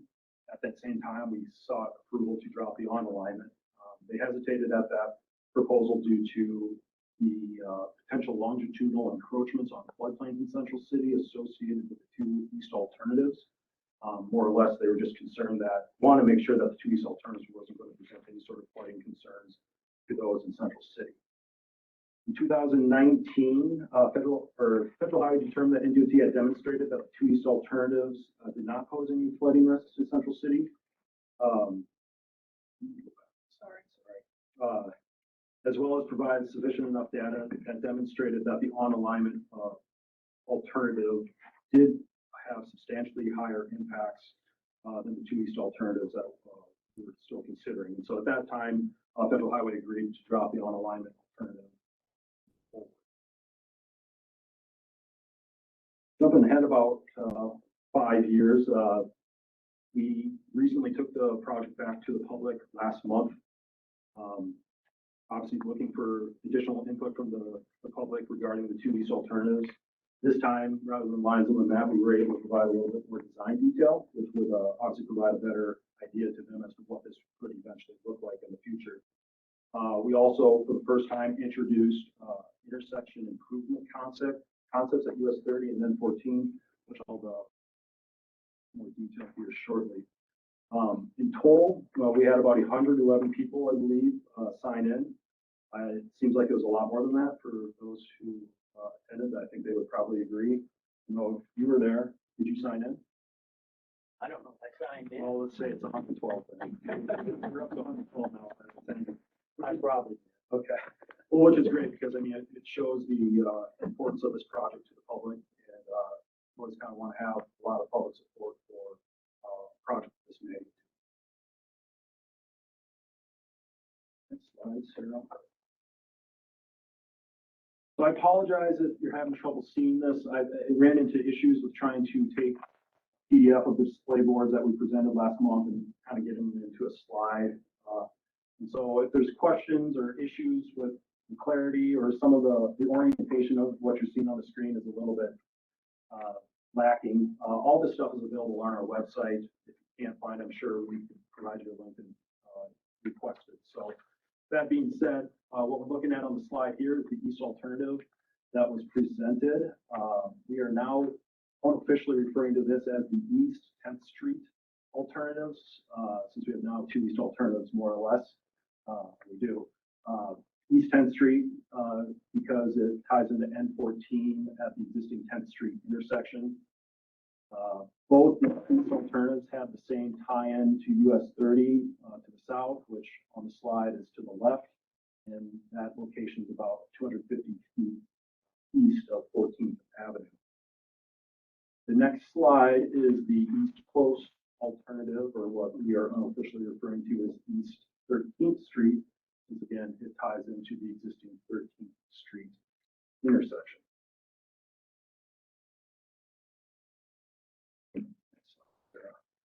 So I've been talking about the US 30 and N14 intersection. I don't know if many of you have had the opportunity to drive through it.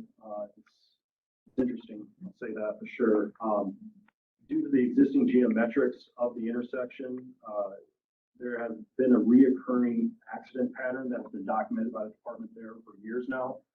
Essentially what is happening is westbound US 30 traffic in the southbound left turn lane, traffic coming in from the east, looking to head south on N14 are frequently being sideswiped by westbound US 30 traffic navigating through the intersection and continue west on US 30.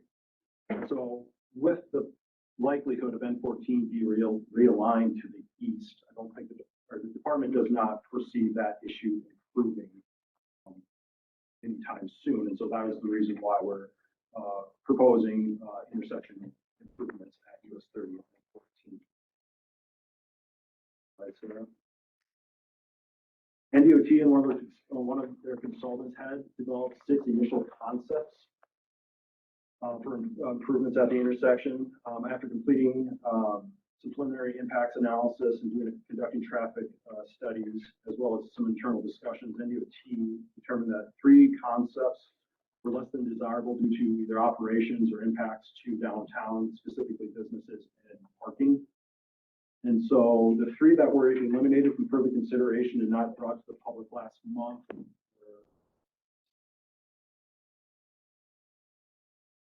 were concept 1, which was a minimum radius, minimum diameter roundabout, which would have been located at the existing US 30 and 14 intersection. The issue with this concept is that I believe the department has built a few of these roundabouts in the state and have encountered issues with trucks trying to navigate through them too quickly, which I believe have resulted in them losing their cargo. So obviously not an ideal situation for any intersection, especially in the heart of downtown Central City. The second concept that was eliminated from further consideration was concept 3, which was essentially relocating the US 30 and 14 intersection a little bit further west of where its current location, as well as reconstructing the east leg of US 30 to minimize the skew that currently exists between the 2 state highways. That project was eliminated from further consideration due to impacts to businesses as well as available parking downtown. And then with the third concept that was eliminated, concept 6, essentially we asked our consultant to develop the ideal roundabout diameter and where that would ideally be located in Central City. It's probably hard to see from your slides, but it's essentially wiping out an entire city block in Central City. That was another reason why it was eliminated from further consideration. As for those that were taken forward to the public last month, next slide, Sarah. Click one more time, I think. Is concept 2, the larger diameter roundabout, very similar to that first roundabout that I talked about on the previous slide. It's located at the US 30 and 14 intersection, which is obviously a little bit larger diameter to better accommodate truck traffic. The second concept taken forward is concept 4, which is called the one-way pairs option. This essentially is for the traveling public looking to head south out of town, they would be directed to C Avenue. From that point, they would turn onto a one-way street, which would go from US 30 down to just south of 18th Street. As for traffic coming from the south heading north, they would continue on the existing N14 alignment, but that portion of N14 would be converted to a one-way street from 18th Street north to US 30. And then the third concept given to the public was relocating N14 entirely to C Avenue and subsequently shifting N14 US 30 intersection block to the west. Next slide. So to date, we had our meeting on the 18th of November. We have received 16 official comments, which seems a little light, but maybe we'll have a push here before the 18th.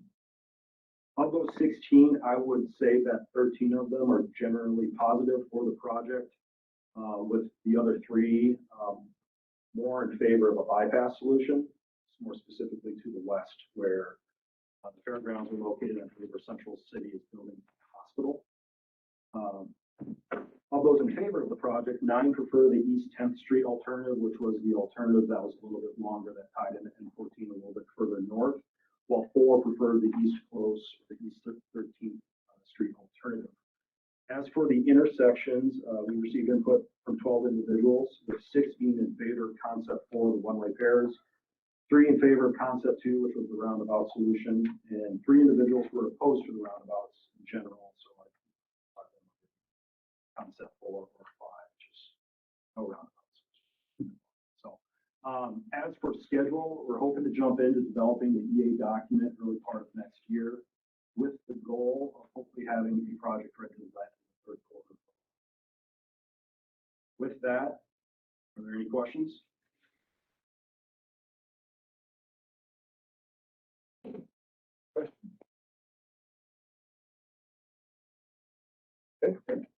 Thank you. Thank you.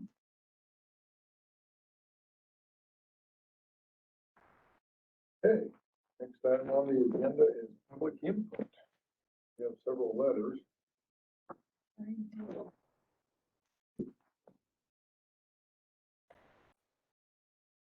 All right, first one is from Kevin Hughes. Subject that I would like to address today is why Nebraska Highway 92 from Wahoo to Omaha needs additional lanes and sooner rather than later. Nebraska Highway 92 Wahoo to Omaha is a heavily traveled highway with 2020 traffic volumes between 5,600 and 8,300 vehicles per day, and truck traffic volumes between 590 and over 1,100 per day. This was in the year when events were canceled, no fans were allowed at the Husker games, people were just traveling west due to COVID.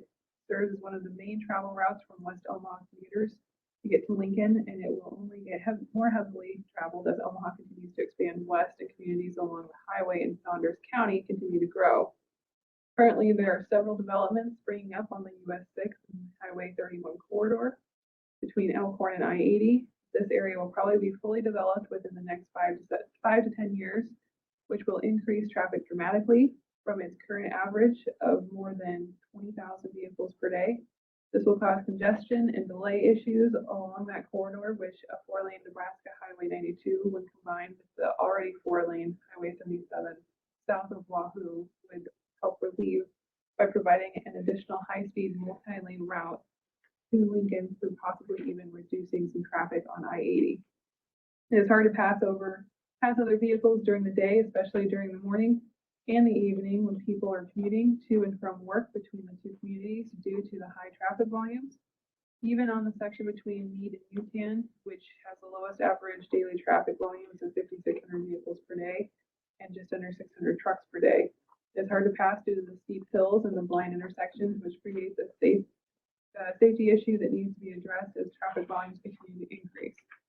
There is a reason why the speed limit is only 55 in those hills, and it's the blind intersections that are there. This corridor has also seen a number of accidents recently. I recently had a conversation with Teresa Klein of the Wahoo Chamber and Economic Development about this subject, and during that conversation, she told me that in one of the meetings that city and county officials had with the Department of Transportation leadership about the problem intersection of 77, 92, and 109, that she asked what it would take to get Highway 92 widened to a 4-lane from Wahoo to Omaha. And one of the department officials said either getting a multi-million-dollar company to locate in Saunders County or developing a lot of farm ground, which with industry east of Wahoo along the Highway 92 corridor. Really, we have a section of highway here that is currently heavily traveled and has an extremely good chance of continued future growth as the area grows in population, and it's going to take either getting a multi-million-dollar company to locate or additional development along the corridor. Meanwhile, the state continues to spend dollars making the US 26 L62A and 385 corridor between Minotaur and Alliance 4 lanes when it only has traffic volumes of 2,700 and 3,800 vehicles per day. The DOT officials like to claim that they try to spend funds wisely and try to be fiscally responsible, but when you spend millions of dollars adding lanes to a highway that has less than 4,000 vehicles per day, with not that much of a chance of growth in traffic volumes over a highway that is heavily traveled and has a really good chance to grow in traffic volumes, that actually makes the department fiscally irresponsible. Although I am not opposed to adding lanes to highways for the purpose of economic development, it does not make fiscal sense to add lanes to a highway that doesn't see much traffic. It only makes the project that will at some point have to have lanes added to it cost more because of inflation. This is being fiscally irresponsible. I thank you for listening to my comments, and I hope that you will consider adding lanes to the section of Highway 92 between Wahoo and Omaha and add the project to the 5-year construction program. Again, that was from Kevin Knuse. I put a copy of that letter in all of your packets in case you want to refer to it later. I will add that to the official record. The other letter that we received was from Gary Schneider. He is, I believe, in attendance. Before you read that one, Yes. I would ask a question on this second one was emailed to all the commissioners, correct? sent to you to put in the packet, Okay, it was not emailed to all the commissioners. Nope. Okay, in then the packet. probably need to read it. Let me see if Gary presented or if he wants me to read it.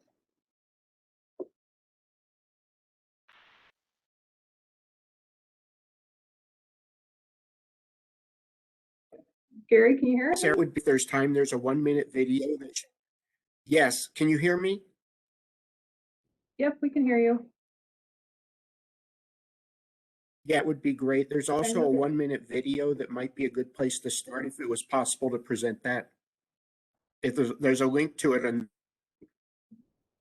like, The video I couldn't get to upload, but if you, do you want to address the commissioner or do you want me to read your letter? the letter, please. I'm afraid my audio may not be good. And if there's a chance, I'd be happy to attend in person at the next meeting. Okay, I'll go ahead and mute you and I'll read it. All right, this is from Gary Schneider, SCHNEIDER. He's with Land Ferry North LLC. He submitted a letter or he read into the record. Dear Commissioners, I am writing to request the support of the Nebraska DOT for a transportation initiative that will provide significant benefits to the state of Nebraska. This initiative called Land Ferry will ship thousands of pass-through trucks per day from Interstate 80 to rail, lessening pavement, wear, and reconstruction costs, congestion, GHG emissions, and reduce crashes and fatalities across the length of Nebraska Interstate 80. As background, Land Ferry is a new intermodal freight company system that combines the long-distance efficiency of rail with the door-to-door service of trucks in a new way. Land Ferry creates efficiencies by maintaining operator, tractor, trailer, load pairings during rail transport. That was a long one. Rigs boarding Land Ferry are traveling 1,300 plus miles across one of two major freight corridors that parallel I-80 and I-40. Operators arrive at the Land Ferry destination port with their rig rested and ready to roll. When operational, Land Ferry will aggregate thousands of individual cross-country trucks 24/7 by 365 at its land ports, shifting these rigs onto specially designed rail cars. BNSF and Union Pacific Railroad hook and haul regularly scheduled unit trains non-stop across their respective corridors. Modal transition is seamless. Rigs roll up, roll on, and roll off. Basically like a ferry. In 2006, YDOT and the US DOT, my transportation consulting firm, studied the impacts of increasing truck traffic on I-80. Wyoming DOT's concern was the ever-increasing road wear, reconstruction costs, disruption and pressure to keep I-80 open in adverse weather. My firm interviewed thousands of other truckers, shippers, and other players in the long-haul I-80 freight ecosystem. The study provided insight into the types of freight being transported, deadlines, trucking destinations, distances along the corridor, and afford a ferry-like service. One of the studies produced a video to provide awareness of the impact to these pass-through trucks. Although the video is somewhat dated, it was effective, highlighting the situation on I-80, which has only worsened in the intervening 15 years for Nebraska, Wyoming, Nevada, and Iowa. Nebraska, like several states along I-80, continues to serve as a land bridge for trucks passing through the state. The majority of these trucks have neither an origin or destination in Nebraska. And as you know, in many sections of I-80, the number of trucks almost equal cars. Ever increasing I-80 truck traffic leads to ever increasing reconstruction costs and other costs borne by Nebraska citizens to support interstate freight. To help mitigate this, within 5 years of operation, Land Ferry will be diverting 10 to 20% of pass-through trucks from road to rail.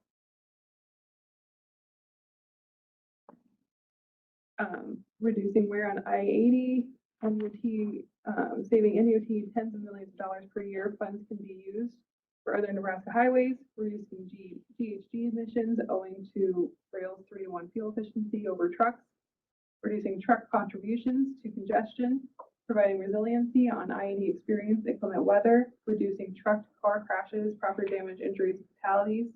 Land Ferry will deliver these benefits by enabling shippers and operators to make more trips per month due to 25% time savings. It is purely a private sector play. NDOT input into our previous studies indicated the need to address rail crossing updates if the number of trains per day across Nebraska were expected to materially increase. We are working within the corridor states to aggregate these needs to present the USDOT as Land Ferries and Corridor Initiative. We would like to include Nebraska's projects in this list. If possible, I would like to brief the commission here today on Land Ferry and upcoming meetings. This will provide an opportunity to present Land Ferry's development timeline and to answer commissioners' questions. That's his comments. He's here to answer any questions you guys have. Gary, is there anything else you wanted to add outside of what you had submitted to be read into the record? I appreciate that very much. On our website, Land Ferry -minute video that shows how this works operationally. Okay. Questions? So basically, the trucks enter just before they hit the western part of Wyoming, just out of Salt Lake. It goes all the way basically to Chicago. Is that correct? Yes, he said. Yes, And that's so this correct. would be truck. Correct. Just west of Evanston, Wyoming, there's 3 interstates that converge there, and that's why there's Right. such traffic. I mean, the concept makes good sense. The reliability of it has always been the problem with the rail. And I guess the other question I have is, there's gonna be a lot of lost revenue on the trucks. Not only in the way of fuel tax and so forth, but, all the truck stops. It take 15-20% off the interstate. I don't know how we're gonna replace some of that. On the other hand, this does make good sense.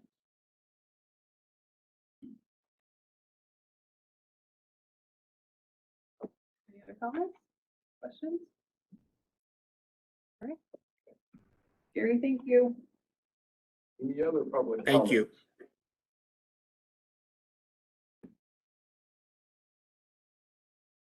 None online. Not any other in the audience? Okay. Seeing none. Remarks from the chair. Any other commissioner have any comments? I just have one. Discussed this last night with John, and since we have Sam Mawson here with the Appropriations Committee, talking about electric vehicles coming down the road, and there's not many in Nebraska, but they are coming. And right now, they're not taxed with fuel. Every time I put my credit card in a gas pump, I pay a gas tax that helps fund the road. We need to have, and it's going to take legislation from Nebraska that every time somebody puts a credit card in to charge their electric vehicle, you need to be paying tax to help fund our roads. And that's going to require legislation, and it's going to be the DOT is going to need to have to help promote that, and it's going to take the legislature to do that. But Nebraska needs to be on the lead for that, because whenever we think about electric vehicles, they're coming. And we're going to have it, and they need to pay their fair share of the road tax, just like the rest of us. So we need to be on the leading end of that, not the back end of that. It's also going to affect our income if we don't get on top of this, maybe more quickly than you think. What are some of the other states? Anybody taking an initiative that you know of? Yeah, I guess I can speak to that. Other states are looking at that. Some are increasing their registration fees, but that only captures citizens within their boundaries. I think a big concern is that we have significant traffic that goes through the state. But each state, while we're facing maybe the same issue about revenue loss through EVs, we have different rules in which to play with in terms of how can we capture that cost. So I know Senator Friesen within the Transportation and Telecommunications Committee is looking at that. I know our AGC, our partners on the construction side, are concerned about that. Anyone who's involved in highways. So That is a question. Right now, it isn't a significant cost to us, but, as Joe was indicating through, the new legislation, there is an emphasis with the current administration to expedite, the use of, electric vehicles. So, we're aware, and, I think we're trying, I think there's going to be a lot of interest this session in looking at, that question that you brought up. Yeah, not specific to electric vehicles, but there are a number of pilots around the country looking at VMT as a way to enhance revenue. Okay. Oh, yes, ma'am. I'm sorry, I missed my opportunity for public comment, but my name is Teresa Klein from Wahoo, Director of the Economic Development and Chamber there. I just wanted to thank Director Summer, Real.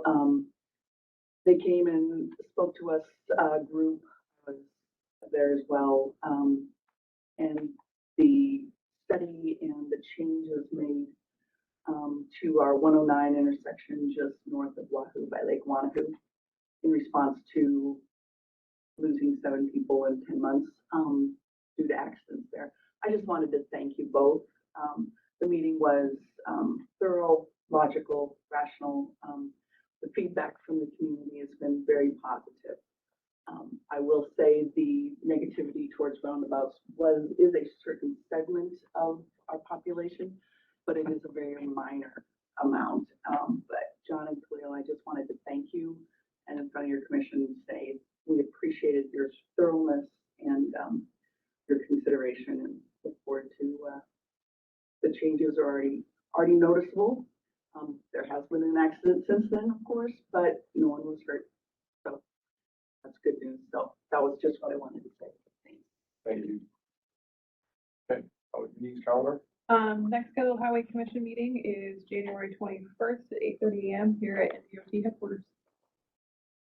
I have one request. I think it would be in our best interest to review the criteria of the highway naming, just to make sure we're all have a comfortable level with where it's at now. So if I could ask that for the next meeting, I'd appreciate it. Yep. Have that as an agenda item, please. All right. We are adjourned.